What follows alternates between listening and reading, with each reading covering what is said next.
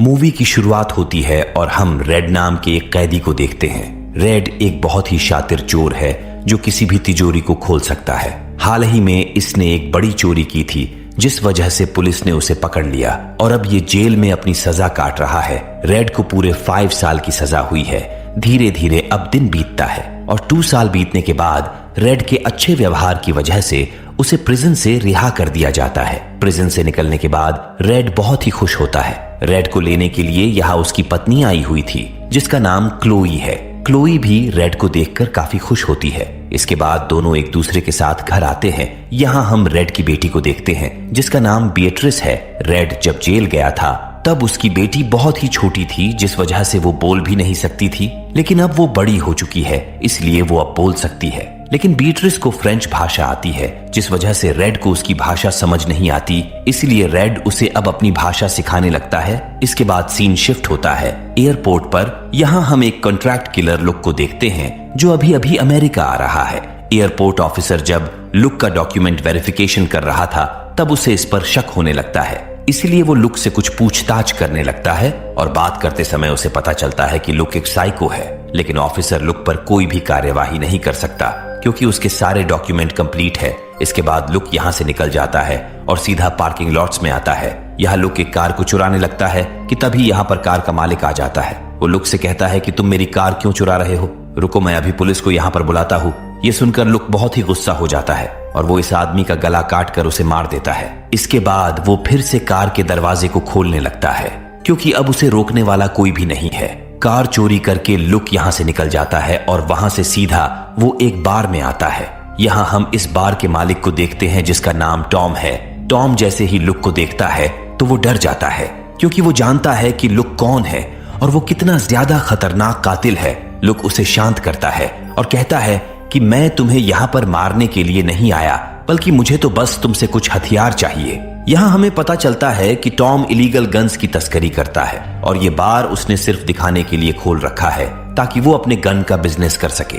इसके बाद Tom look को छत पर लेकर जाता है और उसे वहां कुछ बेहतरीन बंदूकें दिखाता है, लेकिन लुक को ये बंदूकें कुछ खास पसंद नहीं आती। इसके बाद वो एक स्नाइपर उठाता है और सड़क पर निशाना लगाने लगता है। देखते ही देखते लुक एक आदमी को शूट कर देता है, लेकिन उसे इस बात का अफसोस नहीं होता कि उसने अभी अभी एक बेकसूर इंसान को मारा है। ये देखकर टॉम और भी ज्यादा डरने लगता है। लुक कहता है कि मुझे यही गन चाहिए। इसके बाद लुक जब वापस बार में आता है तब हम यहाँ पर टॉम के कुछ दोस्तों को देखते हैं। वो लोग लुक को देखकर उसका मजाक उड़ाने लगते हैं क्योंकि उन्हें पता नहीं होता कि लुक कितना ज्यादा खतरनाक आदमी है। उनकी बातें सुनकर लुक का गुस्सा बढ़ने लगता है और वो अपनी गन निकालकर टॉम के दोस्तों को मारने लगता है। इन सारी चीजें देखकर टॉम समझ जाता है कि लुक अब उसे भी मार देगा, इसलिए वो जल्दी से अपनी शूट गन को निकालता है। लेकिन लुक ये देख लेता है जिस वजह से वो टॉम को भी मार देता है।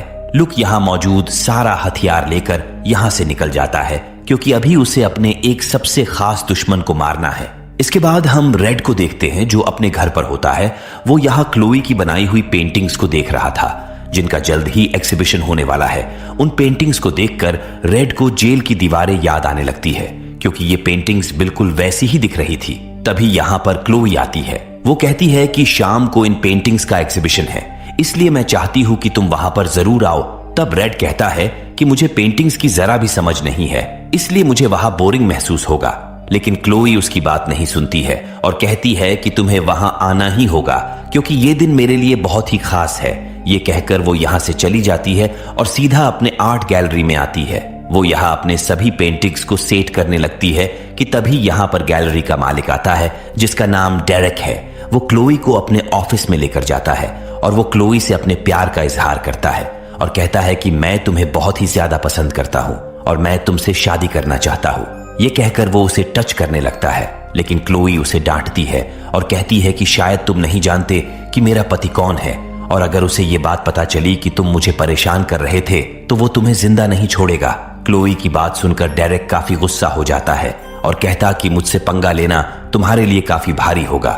मैंने तुम्हारी पेंटिंग्स के ऊपर ढेर सारा पैसा खर्च किया है, इसलिए अगर शाम तक तुम्हारी सारी पेंटिंग्स नहीं बिकी तो तुम्हें मुझे वो सारे पैसे लौटाने होंगे जो मैंने तुम्हारी पेंटिंग्स में लगाए हुए हैं, वरना मैं तुम्हारे ऊपर केस कर दूंगा। ये सुनकर क्लोई काफी परेशान हो जाती है और कहती है कि मैं इतने सारे पैसे कहां से लाऊंगी। इसके बाद हम रेड को देखते हैं जो अपने एक दोस्त लीरॉय के पास आता है। लीरॉय एक दुकान को चलाता है। लीरॉय और रेड पहले एक साथ मिलकर चोरी किया करता था और जेल जाने से पहले ही दोनों ने मिलकर पूरे $5 लाख की चोरी की थी और वो सारे के सारे पैसे बॉन्ड्स के रूप में थे, जिस वजह से उन पैसों को कोई भी ट्रेस नहीं सकता। रेड यहाँ पर पैसों के लिए आया हुआ था। दोनों बात कर रहे थे कि तभी यहाँ पर एक आदमी आता है जिसका नाम अर्नेस्टो है। अर्नेस्टो एक पुलिस ऑफिसर है और उसी की सिफारिश की वजह से रेड को जेल से छोड़ा गया है। अर्नेस्टो काफी दिन से रेड का पीछा कर रहा है क्योंकि उसे रेड पर शक है। वो यहाँ रेड को वार्निंग भी देता है और कहता है कि तुम पैरोल पर छोड़ गए हो, इसलिए तुम किसी भी समय जेल में वापस जा सकते हो। ये कहकर वो रेड की तलाशी लेने लगता है क्योंकि उसे लग रहा था कि शायद रेड के पास ड्रग्स या फिर हथियार है। लेकिन तलाशी लेने के बाद अर्नेस्टो को कुछ भी नहीं मिलता, इसलिए वो रेड को छोड़कर यहाँ से चला जाता है। अर्नेस्टो को यहाँ से जाने के बाद लीरॉय एक दरवाजे को खोलता है, जिसके बाद वो रेड को लेकर बेसमेंट में आता है। यहाँ पर एक बड़ा सा सेफ होता है। लीरॉय कहता है कि हमने जिन बॉन्ड्स को चुराया था वो सारे बॉन्ड्स इस सेफ में सुरक्षित है और मैं चाहता हूं कि इस सेफ को तुम खोलो, क्योंकि ये सेफ बिल्कुल वैसा ही है जैसा तुमने बैंक में खोला था। इसलिए मैं देखना चाहता हूं कि क्या तुम्हारे अंदर अभी भी वो काबिलियत है या नहीं। ये सुनकर रेड इस सेफ को खोलने लगता है, लेकिन बहुत कोशिश करने के बाद भी वो उसे नहीं खोल पाता क्योंकि ये 2 साल तक जेल में था और उतने दिनों से इसकी प्रैक्टिस छूट चुकी है, इसलिए वो इस सेफ को नहीं खोल पाता। लीरॉय कहता है कि तुम परेशान मत हो, तुम्हारी केवल प्रैक्टिस छुट्टी है, लेकिन मुझे यकीन है कि कुछ ही दिनों में तुम सेफ को दोबारा से खोलना शुरू कर दोगे। ये कहकर लीरॉय अपनी चाबी से सेफ को खोल देता है और रेड को सारे बॉन्ड्स दिखाता है। इसके बाद हम आर्ट गैलरी को देखते हैं जहां रेड अपने दोस्त लीरॉय के साथ आया हुआ था। इन्हें यहाँ देखकर क्लोई काफी खुश होती है। यहाँ हम अर्नेस्टो को भी देखते हैं जो इस आर्ट एग्जीबिशन में आया हुआ था। यहाँ पर आए लोगों को ये पेंटिंग जरा भी पसंद नहीं आती और वो कहते हैं कि इन पेंटिंग में कुछ भी नहीं है, क्योंकि इन पेंटिंग को देखने से उन्हें कुछ भी महसूस नहीं हो रहा है। ऐसे रिव्यू सुनकर रेड थोड़ा परेशान होता है। इसके बाद हम रेड की बेटी बीट्रिस को देखते हैं जो अपनी टीचर लोलिटा के साथ घर पर थी। अब इन दोनों के सोने का समय हो चुका था कि तभी कोई इनके डोरबेल रिंग को बजाता है।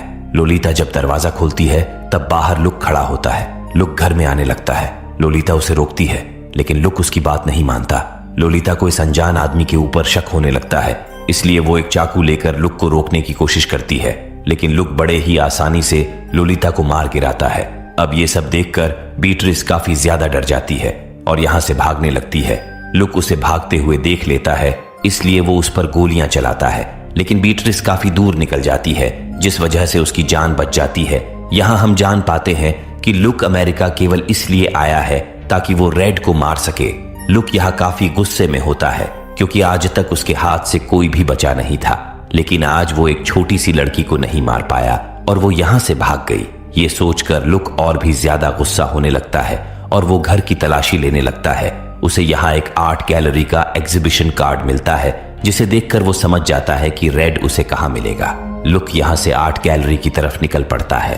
दूसरी तरफ हम बीट्रिस को देखते हैं जो आर्ट गैलरी में आ चुकी है, लेकिन अब यहाँ पर लुक भी आ जाता है और वो अपनी बंदूक से यहाँ पर अंधाधुंध गोलियां चलाने लगता है और जो भी आदमी उसके सामने आता वो उसे मारता जा रहा था।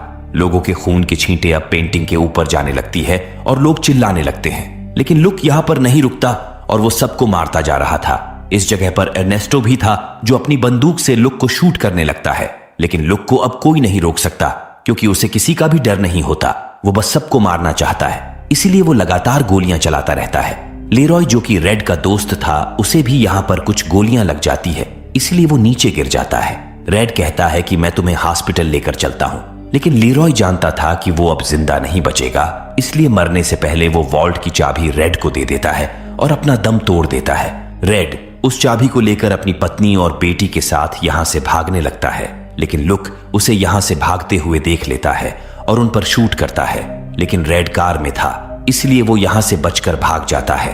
क्लोई यहाँ काफी ज्यादा डरी हुई थी, इसलिए वो रेड से पूछती है कि आखिर वो कौन था जो हमें मारना चाहता है। ये सुनकर रेड क्लोई को सारा सच बताता है। वो कहता है कि जब मैं अपनी आखिरी चोरी कर रहा था तब उस आदमी का भाई मेरे साथ ही था, लेकिन उस चोरी में बहुत सी गड़बड़ी हुई जिस वजह से वहां पर पुलिस आ गई और उन्होंने उसके भाई को मार डाला। लेकिन लुक को अभी भी लगता है कि उसका भाई मेरी वजह से मरा है या फिर मैंने ही उसके भाई को मारा है, इसलिए वो मुझसे अपना बदला लेना चाहता है। रेड कहता है कि लुक एक बहुत ही खतरनाक किलर है, इसलिए हमें जल्द से जल्द ये शहर छोड़ना होगा। रेड यहाँ क्लोई को उन बॉन्ड्स के बारे में बताता है जिसे इसने और लीरॉय ने मिलकर चुराया था। रेड कहता है कि वो बॉन्ड्स अभी भी सुरक्षित पड़े हुए हैं और हर जगह हमने सिर्फ अफवाह फैलाई थी कि वो सारे के सारे बॉन्ड्स जल चुके हैं। ये सुनकर क्लोई कहती है कि हमें उन बॉन्ड्स को निकाल करके उन्हें कैश कराना होगा, क्योंकि अगर हमने ऐसा नहीं किया तो मेरा बॉस मुझे जेल भेज देगा, क्योंकि आज आर्ट गैलरी की धज्जियां उड़ गई है और मेरी सारी पेंटिंग भी खराब हो चुकी है और अब केवल वो बॉन्ड्स ही है जो हमारे काम आ सकते हैं। ये सब सुनकर रेड अपनी गाड़ी लेकर लीरॉय के शॉप पर आता है। वो क्लोई और बीट्रिस को गाड़ी को रुकने के लिए कहता है और कहता है कि मैं सारे के सारे बॉन्ड्स को लेकर आता हूँ। ये कहकर वो बेसमेंट में जाता है। अब कार में बैठकर क्लोई रेड का इंतजार कर रही थी कि तभी यहाँ पर लुक आता है और वो बीट्रिस पर बंदूक का पॉइंट कर लेता है। लुक उन दोनों को बेसमेंट में लेकर जाता है। रेड ने यहाँ सारे बॉन्ड्स को निकाल लिए होते हैं, लेकिन वो जब यहाँ लुक को देखता है तब वो समझ जाता है कि लुक अब किसी को भी जिंदा नहीं छोड़ेगा। इसीलिए वो लुक से कहता है कि तुम ये सारे के सारे बॉन्ड्स को ले लो और चाहे तो तुम मुझे भी मार दो, लेकिन मेरी पत्नी और बेटी को छोड़ दो। ये सुनकर लुक कहता है कि तुम बॉन्ड्स की बात मत करो, वैसे भी तुम्हें मारने के बाद मैं उसे ले ही लूंगा। लुक की बात सुनकर रेड समझ जाता है कि उसके साथ अब क्या होने वाला है, इसलिए वो उससे बचने की तरकीब सोचने लगता है। लेकिन तभी लुक अपनी बंदूक से रेड को शूट करता है। बीट्रिस रेड के पास ही थी। अपनी बेटी को बचाने के चक्कर में वो उसे वॉल्ट के अंदर कर देता है, जिसके बाद लुक उस वॉल्ट को लॉक कर देता है ताकि वो लड़की अंदर ही घूंट घुट के मर सके, क्योंकि वो जानता था कि वो लड़की अंदर ज्यादा देर तक सांस नहीं ले पाएगी और जल्द ही मर जाएगी। क्लोई यहाँ लुक से बचकर भागने लगती है, लेकिन लुक उसे देख लेता है और उसके पीछे जाता है। कुछ दूर जाने के बाद लुक उसे पकड़ लेता है और उसके सिर पर हमला करके उसे बेहोश कर देता है। उधर हम रेड को देखते हैं जो कि अभी भी जिंदा है और जो गोली लुक ने उस पर चलाई थी वो गोली वॉल्ट के चाबी में लगी थी जिसे लीरॉय ने उसे दिया था। रेड यहाँ खड़ा होता है और उस वॉल्ट को खोलने लगता है, लेकिन उस गोली को लगने से वॉल्ट की चाबी टेढ़ी हो गई थी, जिस वजह से रेड चाबी से वॉल्ट को नहीं खोल पाता। वो बीट्रिस को समझाता है और कहता है कि तुम घबराओ मत, मैं तुम्हें जल्द ही वहां से बाहर निकाल लूंगा। दोनों बात कर ही रहे थे कि तभी यहाँ पर लुक आ जाता है और वो रेड से लड़ने लगता है। इस दोनों के बीच यहाँ फाइट होती है। लुक यहाँ अपनी बंदूक निकल लेता है और वो रेड को मारने ही वाला था कि तभी यहाँ पर अर्नेस्टो आ जाता है और वो लुक पर बंदूक को पॉइंट कर लेता है। लेकिन लुक किसी से भी नहीं डरता, इसलिए वो अर्नेस्टो की तरफ आने लगता है। ये देखकर अर्नेस्टो उस पर गोलियां चलाने लगता है, जिस वजह से वो नीचे गिर जाता है। लुक समझ चुका था कि वो अब यहाँ पर जिंदा नहीं बचेगा, इसलिए वो 2 बॉम्ब निकालता है ताकि वो अपने साथ साथ इन सबको यहाँ मार सके। वो बॉम्ब का ट्रिगर खींच देता है, जिस वजह से यहाँ पर ब्लास्ट होता है, लेकिन ब्लास्ट ज्यादा बड़ा नहीं होता, जिस वजह से केवल लुक ही यहाँ पर मारा जाता है और बाकी के लोग जिंदा बच जाते हैं। लेकिन यहाँ पर जितने भी बॉन्ड्स थे वो सभी जल चुके थे। रेड देखता है कि उसकी बेटी अभी भी उस वॉल्ट के अंदर ही है, इसलिए वो जल्दी से वॉल्ट को खोलने लगता है।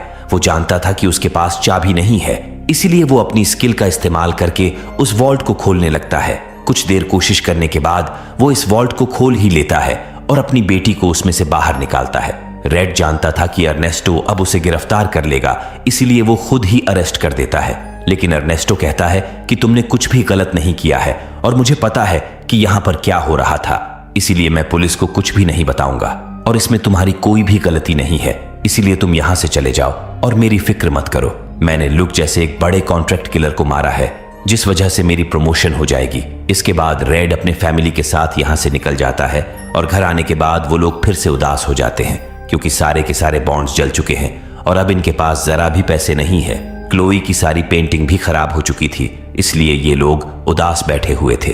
तभी इनके घर पर आर्ट गैलरी का ओनर डेरेक आता है, जो इन्हें बताता है कि क्लोई ने जिन पेंटिंग को बनाया था वो सारे पेंटिंग एग्जीबिशन में बिक गए।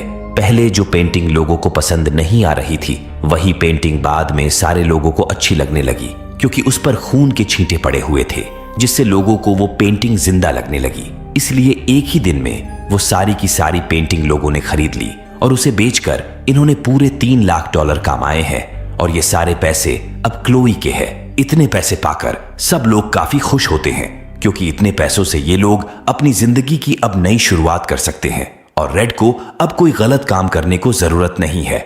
और डेरेक भी समझ चुका था कि वो प्यार के लिए किसी को फोर्स नहीं कर सकता, क्योंकि क्लोई अपने पति से बहुत प्यार करती है। इसी के साथ मूवी यहीं पर एंड हो जाती है।